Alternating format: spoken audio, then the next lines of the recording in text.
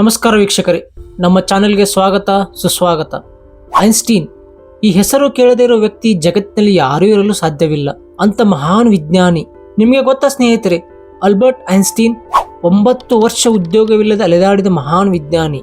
ಹೌದು, ಇವರ ಸಿದ್ಧಾಂತಗಳು ವಿಶ್ವದ ವಿಜ್ಞಾನವನ್ನು ಶಾಶ್ವತವಾಗಿ ಬದಲಾಯಿಸಿವೆ.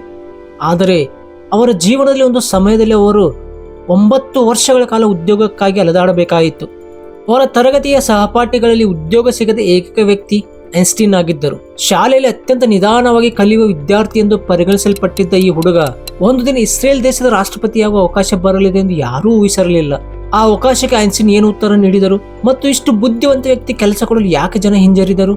ಅವರ ತರಗತಿಯ ಸಹಪಾಠಿಗಳಲ್ಲಿ ಉದ್ಯೋಗ ಸಿಗದ ಏಕೈಕ ವ್ಯಕ್ತಿ ಐನ್ಸ್ಟೀನ್ ಆಗಿದ್ದರು. ಶಾಲೆಯಲ್ಲಿ ಅತ್ಯಂತ ನಿಧಾನವಾಗಿ ಕಲಿಯುವ ವಿದ್ಯಾರ್ಥಿ ಎಂದು ಪರಿಗಣಿಸಲ್ಪಟ್ಟಿದ್ದ ಈ ಹುಡುಗ ಒಂದು ದಿನ ಇಸ್ರೇಲ್ ದೇಶದ ರಾಷ್ಟ್ರಪತಿಯಾಗುವ ಅವಕಾಶ ಬರಲಿದೆ ಎಂದು ಯಾರೂ ಊಹಿಸಿರಲಿಲ್ಲ. ಆ ಅವಕಾಶಕ್ಕೆ ಐನ್ಸ್ಟೀನ್ ಏನು ಉತ್ತರ ನೀಡಿದರು ಮತ್ತು ಇಷ್ಟು ಬುದ್ಧಿವಂತ ವ್ಯಕ್ತಿ ಕೆಲಸ ಕೊಡಲು ಯಾಕೆ ಜನ ಹಿಂಜರಿದರು? ಐನ್ಸ್ಟೀನ್ ಭೌತಶಾಸ್ತ್ರ ಮತ್ತು ಗಣಿತವನ್ನು ಅಧ್ಯಯನ ಮಾಡಲು ಜುರಿಕ್ನ ಪಾಲಿಟೆಕ್ನಿಕ್ ಕಾಲೇಜ್ಗೆ ಸೇರಲು ಬಯಸಿದರು. ಪ್ರವೇಶ ಪರೀಕ್ಷೆಯಲ್ಲಿ ಅವರು ಗಣಿತ ಮತ್ತು ಭೌತಶಾಸ್ತ್ರದ ಪ್ರಶ್ನೆಗಳನ್ನು ಅತ್ಯುತ್ತಮವಾಗಿ ಸಾಲ್ವ್ ಮಾಡಿದರು.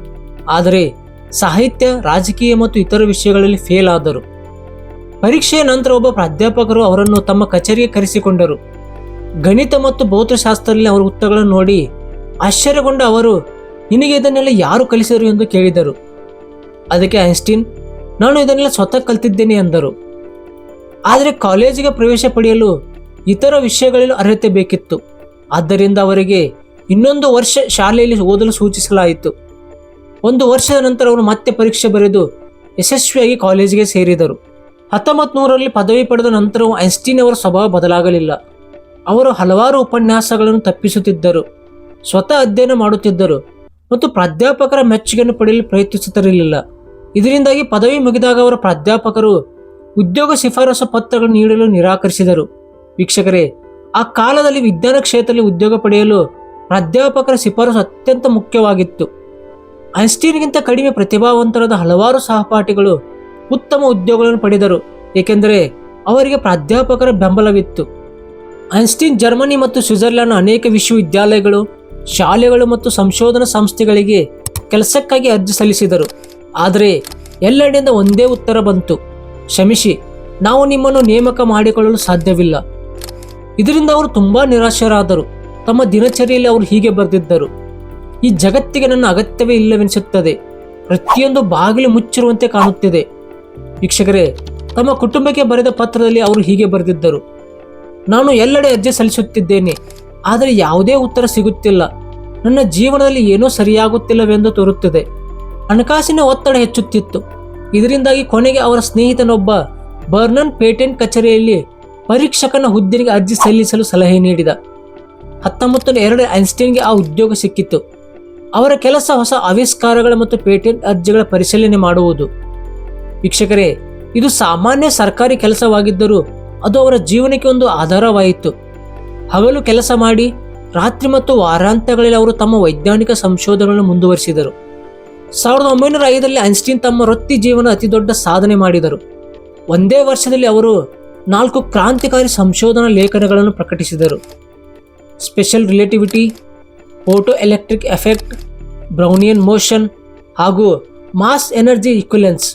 ಈ ಸಂಶೋಧನೆಗಳು ವಿಜ್ಞಾನದ ಜಗತ್ತನ್ನೇ ಬೆಚ್ಚಿ ಬೀಳಿಸಿದವು.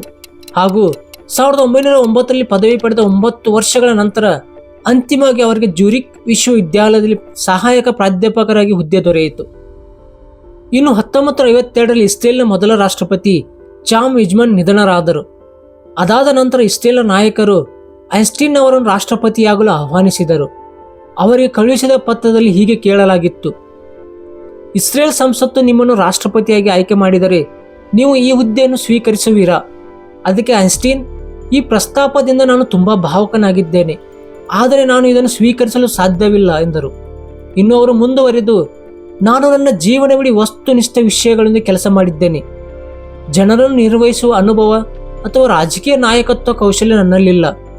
ಅವರು ಕೇವಲ ರಾಜಕೀಯವಾಗಿ ಸೂಕ್ತ ವ್ಯಕ್ತಿಯಲ್ಲ ಎಂಬ ಕಾರಣಕ್ಕೆ ಮಾತ್ರ ನಿರಾಕರಿಸಲಿಲ್ಲ. ತಮ್ಮ ಮನಸ್ಸಿಗೆ ವಿರುದ್ಧವಾಗಿ ಹೋಗಲು ಅವರು ಇಷ್ಟಪಡುತ್ತಿರಲಿಲ್ಲ. ಐನ್ಸ್ಟೀನ್ ಅವರ ಜೀವನವು ನಮಗೆ ಒಂದು ಮಹತ್ವದ ಪಾಠ ಕಲಿಸುತ್ತದೆ. ಪ್ರತಿಭೆ ಇದ್ದರೂ ಯಶಸ್ಸು ತಕ್ಷಣ ಸಿಗುವುದಿಲ್ಲ. ಕೆಲವೊಮ್ಮೆ ವರ್ಷಗಳ ಹೋರಾಟದ ನಂತರವೇ ಜಗತ್ತು ನಮ್ಮ ಮೌಲ್ಯವನ್ನು ಗುರುತಿಸುತ್ತದೆ. 9 ವರ್ಷಗಳ ಕಾಲ ಉದ್ಯೋಗಕ್ಕಾಗಿ ಅಲೆದ ವ್ಯಕ್ತಿಯೇ ನಂತರ ವಿಶ್ವದ ಅತ್ಯಂತ ಪ್ರಸಿದ್ಧ ವಿಜ್ಞಾನಿಗಳಲ್ಲಿ ಒಬ್ಬರಾದರು. ಇದು ವೀಕ್ಷಕರೇ ಐನ್ಸ್ಟೀನ್ ಕುರಿತಾದ ಒಂದಿಷ್ಟು ಮಾಹಿತಿ. ಈ ವಿಡಿಯೋ ನಿಮಗೆ ಇಷ್ಟವಾದ ವಿಡಿಯೋನ ಲೈಕ್ ಮಾಡಿ, ಶೇರ್ ಮಾಡಿ, ಹಾಗೆ ನಮ್ಮ ಚಾನಲ್ಗೆ ಸಬ್ಸ್ಕ್ರೈಬ್ ಮಾಡಿ. ಧನ್ಯವಾದಗಳು.